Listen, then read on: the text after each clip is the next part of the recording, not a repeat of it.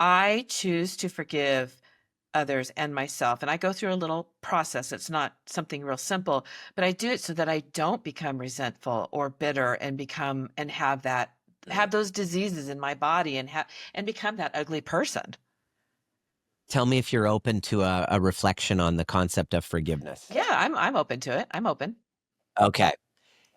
What I love to say is forgiveness is bullshit, I know there are and it's people very that say that. controversial. Forgiveness is bullshit because but it's a good concept because we learn about it in the Bible and religion, and we have a judgment and resentment, but then let's upgrade it and forgiveness. Because forgiveness is still kind of like I'm still in a state of judgment. There's an even Oh, better okay. alternative where you don't even have to forgive. If you truly understand somebody's reaction and why it made sense that they reacted that way. And you get to a place of true understanding, which I created a methodology which actually helps you get to understanding. You get to understanding, then you realize, oh my God, they were unconscious. Yeah. It's kind of like my 4-year-old, um, you know, uh, accidentally, driving his bike into the garage and breaking the garage door. Do I need to forgive him for that? Was he doing it on Yeah, he was no. Yeah. unconscious. Once you get to a place of understanding towards yourself, Mhm. first, that's the first thing. Put the oxygen mask on you. Get to a place of understanding first towards yourself. Then you understand the other person, and there is a path to Mhm. understanding why what's behind their behavior. When you understand that, you don't even need to forgive them because the understanding, the Buddha says, understanding breathes life into, understanding is to understand is to forgive. And it's true because I'll tell you an example in my life.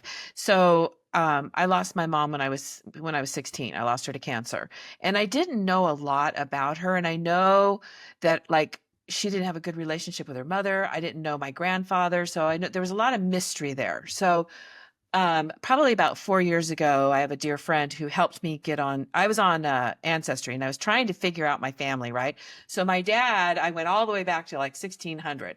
My mom is stopped at my grandfather, or actually my grandmother. And so we Yeah. couldn't figure it out. And so my girlfriend, she's really good at doing this kind of research. So she did. So long story short, what I found out about my mom after we gathered the data was that my mom had a really bad childhood. Her mother was had children outside of wedlock, and we know of two that she adopted out.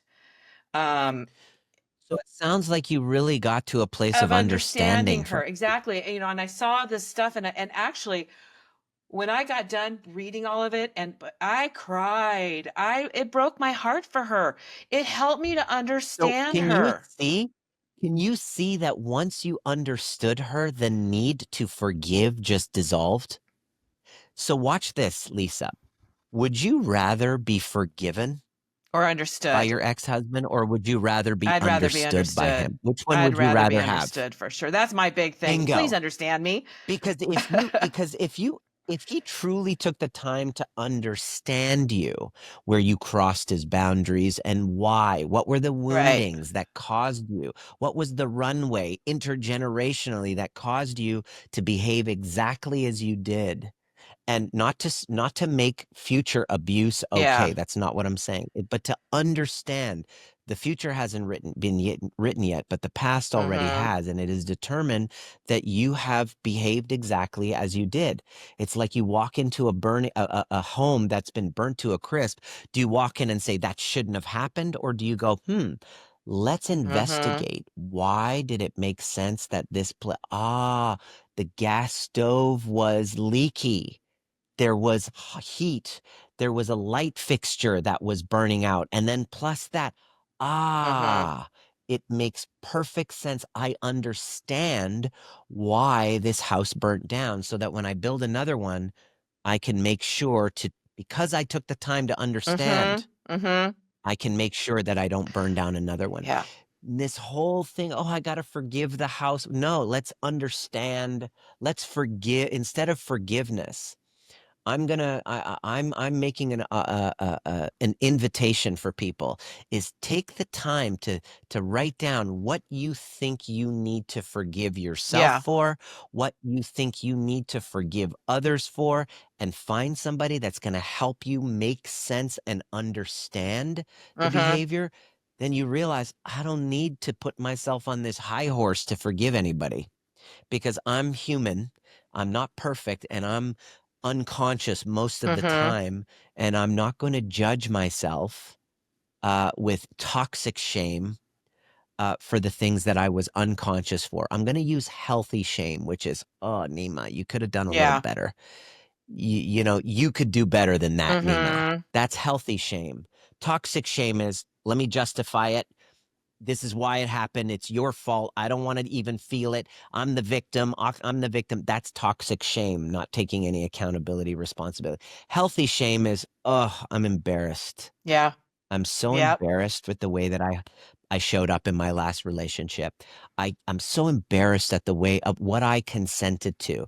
I'm so embarrassed at how I abandoned myself for the sake of that connection. I'm so embarrassed at how I let somebody with a background with sex work use sex to completely manipulate me Mhm. into completely doing anything that, anything and everything to abandon myself. I'm so embarrassed at how I was so unregulated with my sexual impulse that I just I kept that Mhm. relationship going when I knew it wasn't going anywhere because I didn't want to kind of like let go of the sex. I'm so embarrassed and I'm feeling the shame of that. I'm taking full ownership. I'm taking full accountability of how I responded and reacted and how I became violent and how embarrassed I am because I want to do Mhm. better. I want to take full accountability, full responsibility, and I want to make sure that in my next relationship that I create a harmonious situation. Not only that, but I want to tell my story of embarrassment and Mhm. shame so that other people don't fall Mhm. into the same trap and get stuck in toxic dynamics that they feel like they're trapped in and they can't get out of.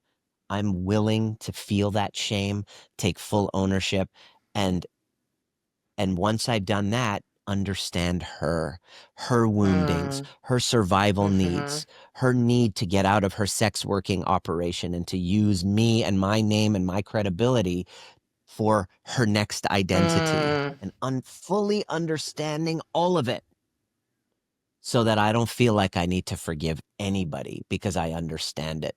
And I believe that the definition of love isn't what people do to us. Everybody loves to be loved. It's like, oh, you got to feed me compliments, love languages, do acts of service, tell me I'm beautiful, all that stuff.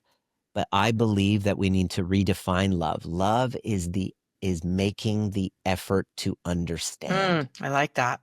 Love is this person's behavior is not inspiring, but I'm going to make the effort to understand them. And that to me is love. Mhm. And so the only way to break the cycle is through love. And so for me to first instead of try to forgive myself, which is kind of covert shaming, I'm going to understand Mhm. myself so that I don't need to forgive anything. And then I'm going to understand Mhm. her, them, Mhm.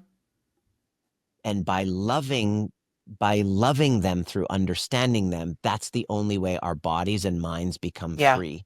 Our nervous system grows into safety and possibility of a secure relationship moving forward.